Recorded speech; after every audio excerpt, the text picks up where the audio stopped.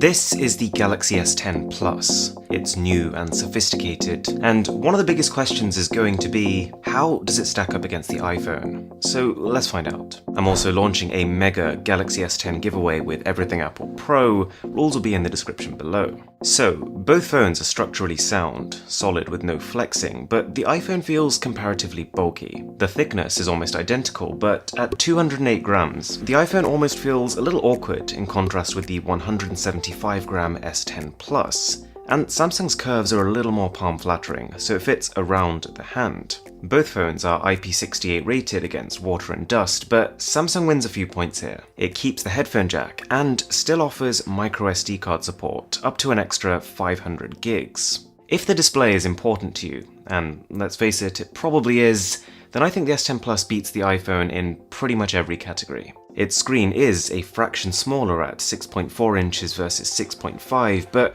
it wins in a lot of key areas. It has a screen-to-body ratio of 93.1%, higher than Apple's 84.4%, and has an even higher peak brightness of 1200 nits, which, by the way, is one of, if not the brightest display on a phone ever, so even broad daylight is not going to cause a problem.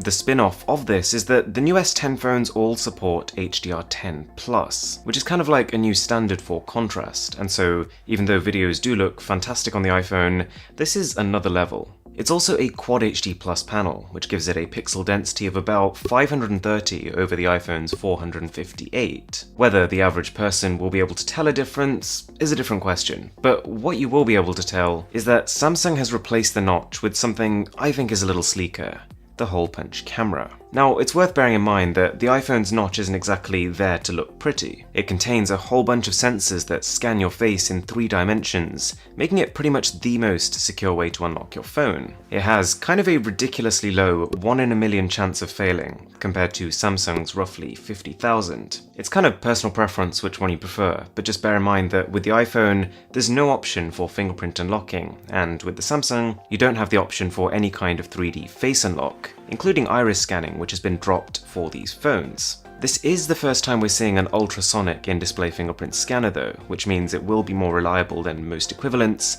and even work when your hands are wet. Cameras. The iPhone XS Max has very recognizable looking images.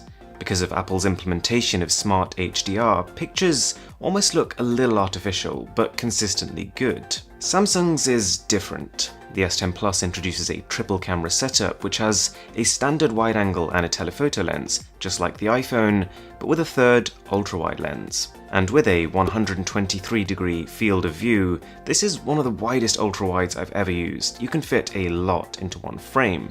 It's a little early to say anything conclusive about camera quality, but from the time I've spent with it, the image quality and the image processing looks pretty similar to last year's versions. But the live focus portrait mode is noticeably better. Neither phone has a dedicated night mode that you can switch on at will, but the S10 can take long exposure night shots. You just can't decide when. You have to wait for the AI to decide when it thinks it's dark enough. Samsung also mentioned that the S10 is their first phone that can shoot super steady video, but what exactly that means, we're gonna have to spend more time with it to find out. You've probably noticed by now that the S10 Plus has not 1 but 2 cameras on the front, which theoretically means more reliable portrait selfies. But the iPhone does already do this pretty well with just 1. In fact, the iPhone has the ability to capture high dynamic range better than almost any other selfie camera, and from what I've seen so far, that remains true compared to the S10 Plus as well.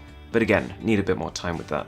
Depending on which region you get it in, the S10 Plus is going to be powered by 8 gigs of RAM and either the Snapdragon 855 or the Exynos 9820. Both powerful chips, but the comparison with Apple isn't exactly one where people reach a consistent agreement on. The benchmarks will tell you one thing, but they're not really built to compare scores between iOS and Android.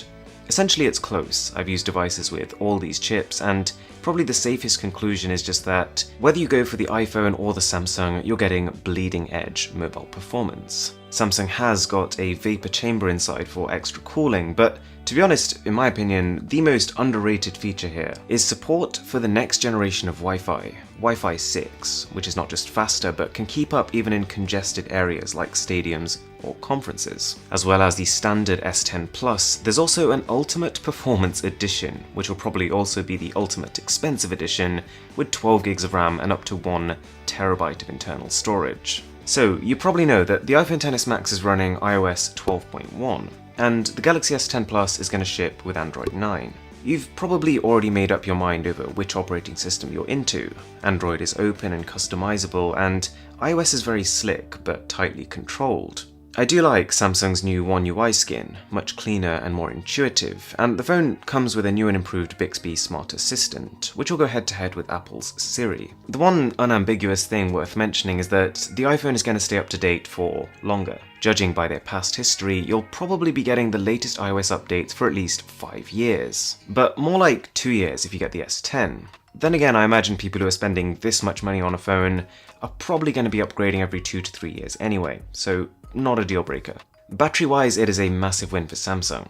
Both phones charge wirelessly, but the Samsung can be placed against another phone and start wirelessly charging that one. I'm a little disappointed that they haven't upgraded the charging speed for years now. The S10 Plus still charges at 15 watts, which is kinda weak compared to phones that now charge with 40 or even 50. But it still wipes the floor with the iPhone, which comes with a 5-watt charger in the box, and takes 3 hours to fill it up, in an age where most phones will fully charge in 1. Even in terms of capacity, the S10 Plus's 4100 mAh cell is nearly 25% larger than that of this phone. But in real-world usage, the gap probably won't be that large. iPhones make very good use of the battery capacity that they do have. One thing Apple has really started focusing on is audio, and the iPhone XS Max is hard to beat. It uses both the bottom-firing speaker and the earpiece for audio with some of the widest soundstage and separation you can get on a phone. Samsung's is really good too though. You've got a similar dual speaker setup, and it's got Dolby Atmos support, so very cinematic sound experience. Okay, but maybe the most important thing is pricing. The Samsung is also cheaper. The XS Max starts at $1,099, and I'll drop the final Samsung prices in a comment below, but expect it to start at around $900, going up to about $1,400-ish for the fully souped up version, which is still, funnily enough, no more expensive than the 512GB iPhone. So, which phone do you think won? Don't forget to enter the giveaway, and as always, my name is Aaron, and I'll catch you in the next one.